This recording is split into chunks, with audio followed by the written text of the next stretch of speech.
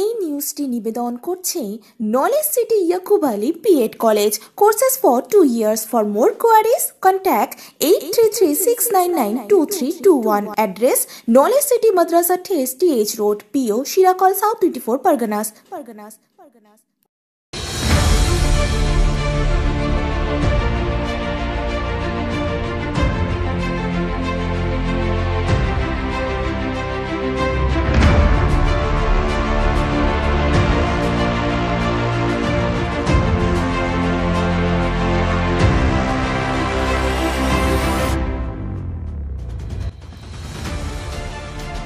উৎসবের মুখেই বাঁধ ভাঙা ঢেউ এখন ঘুমুড়িয়েছে ডায়মন্ড হারবারের হারা নবদ্বীপবাসীর।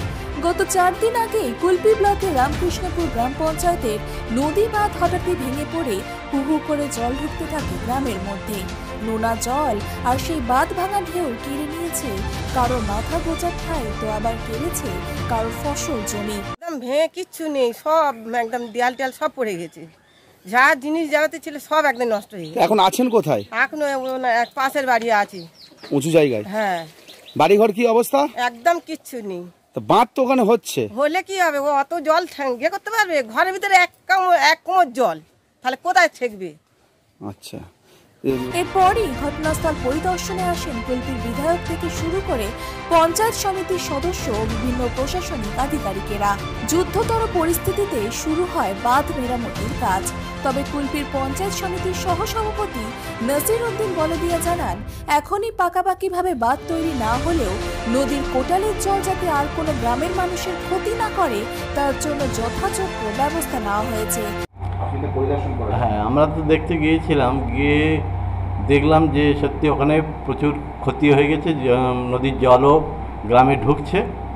তো আমরা সঙ্গে সঙ্গে ওখানে পঞ্চায়েতকে আমরা বলি, তারা প্রথম ধাপটা ওই মাটির বস্তা দিয়ে ইয়ে করছে। তারপর ইরিগেশনকে বললাম, ইরিগেশনও এলো, তারা যথারীতি কাজও শুরু করে দিয়েছে। এখন মাটির বস্তা দিয়ে একটা বাঁধ তৈরি করে দেওয়া হচ্ছে।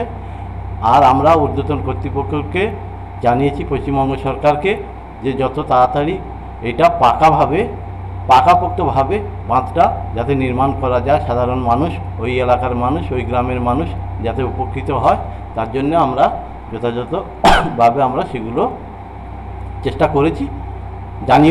জানিয়েছি বিডিও সাহেবকেও বলেছি, এসডিও সাহেবকেও জানিয়েছি। যথারীতি বাড়ি ভেঙে পড়েছে, 7-8টা বাড়ি ভেঙে গেছে, ওই দেয়াল নেমে গেছে। তো তাদের জন্যে সরকারিভাবে যেসব আছে আমরা চেষ্টা করছি তাদের হাতে কিছু। তাই শুরু হয়েছে কাজ। তবে ইতিমধ্যেই নদী বাঁধের ভেঙে যাওয়া অংশে মাটির বস্তা থেকে শুরু করে বর্ডার পাইলিং দিয়ে চলছে কাজ, যাতে আগামী দিনেই নদীর জল আর কোনোভাবে গ্রামের মধ্যে প্রবেশ করতে না পারে। তবে উৎসবের মুখে এমন ঘটনা সত্যি বেদনাদায়ক। কুলপি থেকে আবির গাজীর রিপোর্ট, বেঙ্গল প্রেস টিভি। আধুনিকতার ছোঁয়ায় দি সরারহাট নার্সিং হোম, 130 শয্যা বিশিষ্ট এসি কেবিন সহ একাধিক সুবিধা, আইসিসিউ ডায়ালিসিস সহ 24 ঘন্টায় আপনাদের সেবায় নিয়োজিত জাহিরদার নার্সিং হোম। এছাড়াও এখানে রয়েছে নার্সিং ট্রেনিং এর সুব্যবস্থা এবং ট্রেনিং এর পরে রয়েছে প্লেসমেন্টও। খুব শীঘ্রই চালু হতে চলেছে সিটি স্ক্যানও। দি সরারহাট নার্সিং হোম, ফলতা থানা, সরারহাট। যোগাযোগ 9434037116, 8317804375। শিক্ষক ঐক্যমুক্ত মঞ্চ একটি অরাজনৈতিক শিক্ষক ও শিক্ষাকর্মীদের মঞ্চ। মুখ্যমন্ত্রীর প্রতিশ্রুতি মতন চুক্তিভিত্তিক ও সমগ্র শিক্ষা অভিযানের শিক্ষক ও শিক্ষাকর্মী যথা পার্শ্ব শিক্ষক, এসএসকে, এমএসকে, এএস, মাদ্রাসা ও পৌরসভা, শিক্ষাবন্ধু, বৃত্তিমূলক, কম্পিউটার শিক্ষক, স্পেশাল এডুকেটর, ম্যানেজমেন্ট স্টাফ, শিক্ষা মিত্র সহ সকলের সমকাজে সমবেতন, বেতন কাঠামো, পেনশন ভাতা ও স্থায়ীকরণের দাবি নিয়ে পশ্চিমবঙ্গ শিক্ষক ঐক্যমুক্ত মঞ্চ ও অন্যান্য শিক্ষক সংগঠনের আহ্বানে 11 জানুয়ারি 2021 সোমবার নবান্ন অভিযান। অভিজ্ঞ ডাক্তারবাবুদের দ্বারাই পরিচালিত 24 ঘন্টা চিকিৎসায় নিয়োজিত ও অল্প খরচে জটিল রোগের সমস্যা সমাধানের একমাত্র ঠিকানা আনাবিয়া নার্সিং হোম। আমাদের ঠিকানা ডায়মন্ড হারবার, পারুলিয়া মোড়, দক্ষিণ 24 পরগনা। বিশদে জানতে ফোন করুন 9732532311, 7908294921। ডায়মন্ড হারবারে আসলে অবশ্যই আসতে হবে হোটেল শ্রদ্ধাঞ্জলিতে।